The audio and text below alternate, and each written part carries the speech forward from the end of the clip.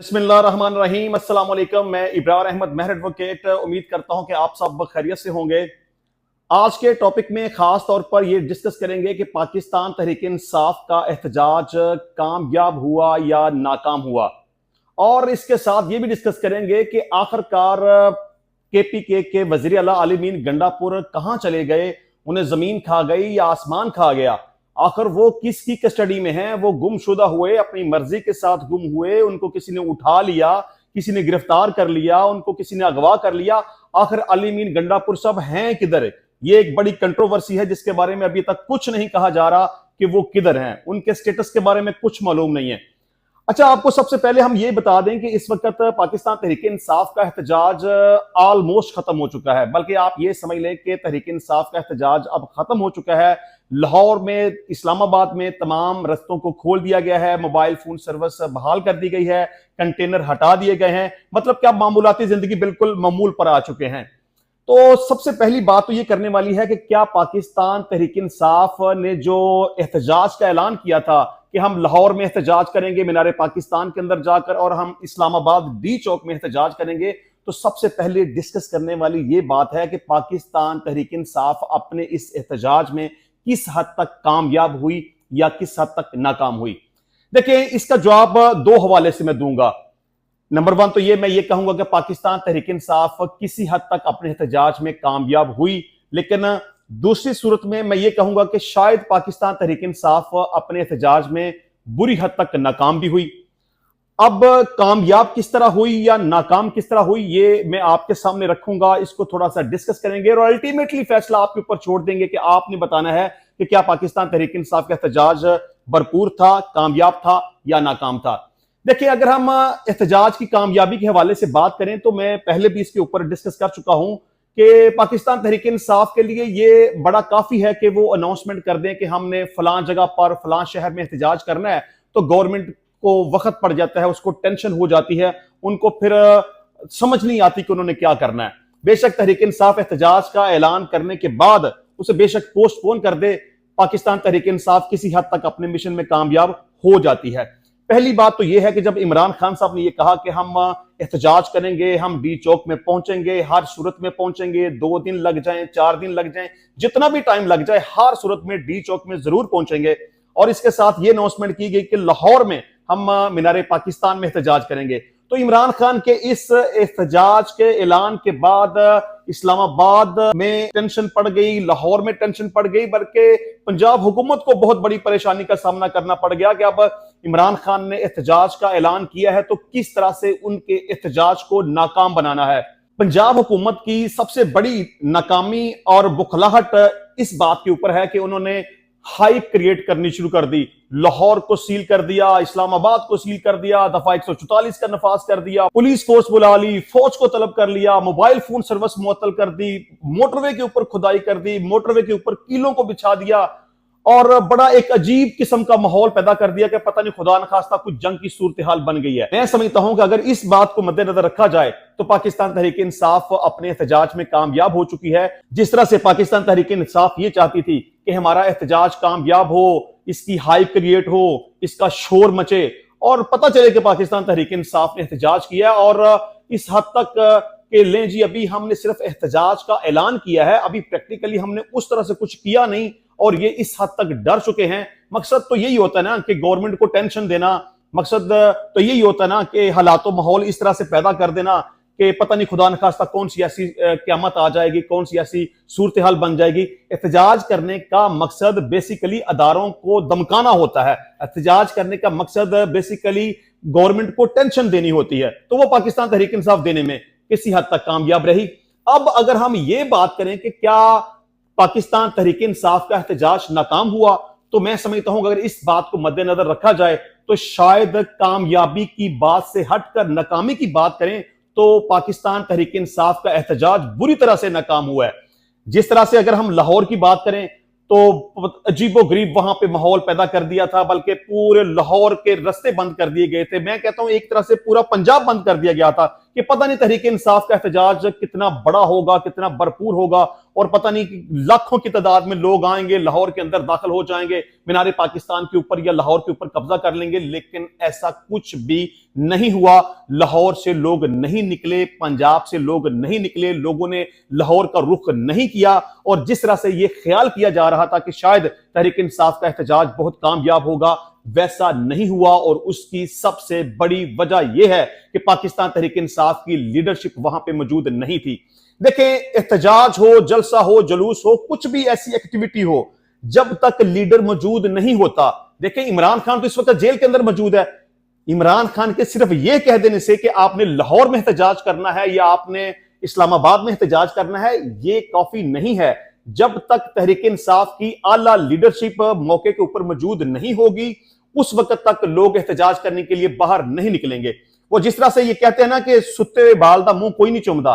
देखें, जब तक लीडर पास नहीं होगा, वो आपको मोटिवेट नहीं करेगा, वो फ्रंट लाइन के ऊपर आपको लीड नहीं करेगा, वो शेलिंग का सामना नहीं करेगा, वो डंडों का सामना नहीं करेगा, वो रबड़ की गोलियों का सामना नहीं करेगा, तो फिर आम लोगों को कोई टेंशन नहीं होती कि वो एहतजाज में जाएं और पुलिस की शेलिंग का और डंडों का और गोलियों का सामना करें।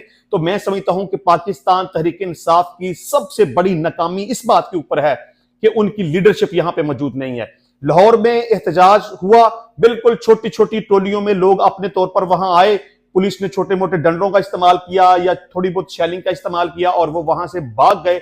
एक तरह से मैं ये समझता हूं कि लाहौर में तकरीबन पाकिस्तान तहरीक इंसाफ का एहतजाज नहीं हुआ।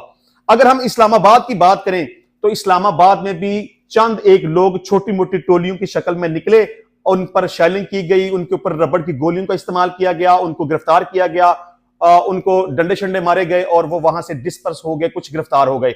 देखिए, पाकिस्तान तहरीक इंसाफ का सारा एहतजाज सिर्फ केपीके के ऊपर और अली मीर गंडापुर के ऊपर डिपेंड करता है कि लो जी, अली मीर गंडापुर साहब केपीके से निकल रहे हैं, उनका काफिला उनके साथ है और वो इस्लामाबाद की तरफ मार्च कर रहे हैं, वो डी चौक में पहुंच जाएंगे, वो वहां पे स्टे करेंगे, वहां पे धरना देंगे, वहां पे एहतजाज करेंगे, वगैरह वगैरह। मतलब कि पाकिस्तान तहरीक इंसाफ के पास केपीके के लोगों के सिवा और अली मीर गंडापुर के सिवा कोई लीडरशिप नहीं है। अगर हम तहरीक इंसाफ की अली मीर गंडापुर के अलावा दीगर लीडरशिप की बात करें तो मुझे बताएं कि तहरीक इंसाफ की लीडरशिप कहां है। कोई बंदा मंजरे आम के ऊपर आया हो, किसी ने एहतजाज में शिरकत इख्तियार की हो, किसी ने डंडे खाए हों, किसी ने शेलिंग का सामना किया हो, किसी ने गोलियों का सामना किया हो, किसी ने गिरफ्तारी दी हो, कुछ भी इस तरह का मामला नहीं हुआ। बैरिस्टर गौहर साहब को आप देख ले, वो कहां पे थे। बल्कि मैं कहता हूं बैरिस्टर गौहर के अलावा जितनी भी लीडरशिप है पाकिस्तान तहरीक इंसाफ की, वो कहां पे है। वो तो मुझे एहतजाज में कहीं पे नजर नहीं आई। सिर्फ एक ही शोर था जी, गंडापुर आ रहा है जी, वो केपीके से काफिला आ रहा है, उनके पास बड़ी गाड़ियां हैं, बड़े लोग हैं, बड़ी तैयारी के साथ आ रहे हैं। मतलब कि सबसे पहली करने वाली बात यह है कि आपके पास केपीके के अलावा और गंडापुर के अलावा कुछ भी मौजूद नहीं है। जब भी इमरान खान साहब एहतजाज का ऐलान करते हैं या जलसे का ऐलान करते हैं तो सबकी नजरें केपीके के ऊपर लगी हुई होती हैं। और अगर हम दूसरी बात करें तो केपीके से हट के पूरा पंजाब पड़ा है, पंजाब से लोग नहीं निकलते, सिंध है, बलूचिस्तान है, वहां से लोग नहीं निकलते।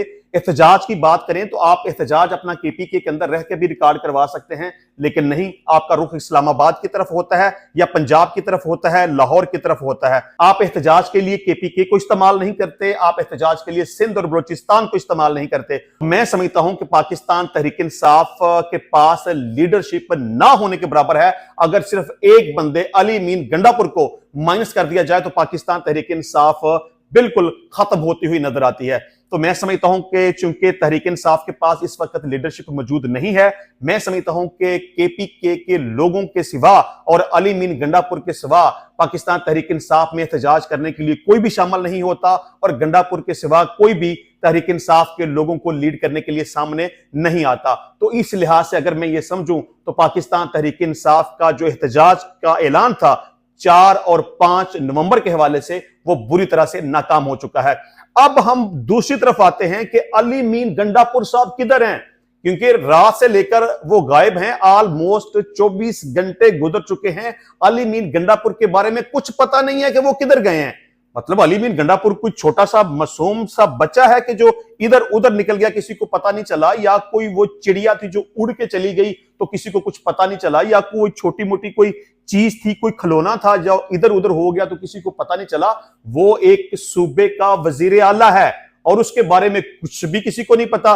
तहरीक इंसाफ के लोग कहते हैं जी गवर्नमेंट ने उसको पकड़ लिया, जी एस्टेब्लिशमेंट के पास है, वो उसको अगवा कर लिया गया है, वो उसको गिरफ्तार कर लिया गया है, वगैरह वगैरह। लेकिन दूसरी तरफ गवर्नमेंट का ये मौकफ है जी हमें इसका कोई नहीं पता, अली मीन गंडापुर साहब किधर हैं, वो केपी के हाउस इस्लामाबाद में आए थे लेकिन वहां से चले गए हैं। अब ये एक बड़ी कंट्रोवर्सी बन गई है कि अली अमीन गंडापुर आखिर है तो किधर है, उसे जमीन खा गई कि आसमान खा गया। अब मैं अपने तौर पे ये समझता हूं कि पहली बात तो ये है कि जब गंडापुर साहब अपना काफिला लेकर केपीके से निकले थे और इस्लामाबाद की हदूद में वो दाखिल हो गए थे, तो फिर उन्हें क्या जरूरत पड़ी थी कि वो वहां से निकलकर केपीके हाउस इस्लामाबाद की तरफ गए? उन्हें वहां नहीं जाना चाहिए था। अली मीन गंडापुर साहब को तो अपने काफिले को लीड करना चाहिए था, उन्हें डी चौक की तरफ जाना चाहिए था, वहां जाके एहतजाज करना चाहिए था, लेकिन अचानक उनका वहां से स्लिप हो जाना। बल्कि अली मीन गंडापुर के हम साहब का रिकॉर्ड को देखें तो जब रावलपिंडी में जलसा होता है तो वहां पे वो लेट पहुंचते हैं, लाहौर में जलसा होता है तो वहां पे वो लेट पहुंचते हैं या नहीं पहुंचते। अब डी चौक में पहुंचना था तो वहां पर भी नहीं पहुंचे और अचानक से वो लापता हो गए।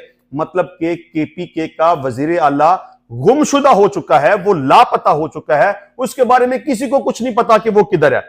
वजीर दाखिला मोहसिन नकवी साहब ये कहते हैं कि गंडापुर किसी अदारे की हिरासत में नहीं है, उनके केपीके हाउस से भागने की वीडियो भी मौजूद है।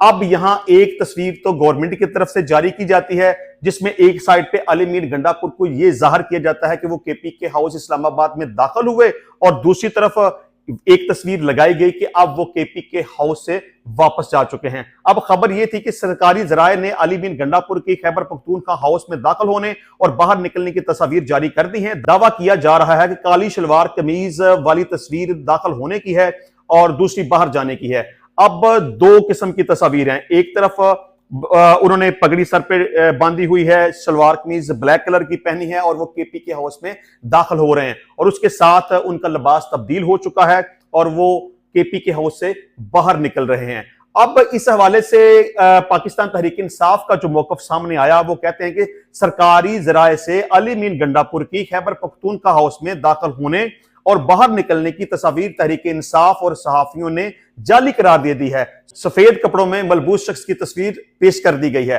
अब पाकिस्तान तहरीक इंसाफ का मौकफ यह है कि गवर्नमेंट जो कहती है कि Ali mean Gandapur KP house से बाहर जा चुके हैं, पाकिस्तान तहरीक इंसाफ का यह कहना है कि वो तस्वीर किसी दूसरे शख्स की है, वो अली मीन गंडापुर की नहीं है।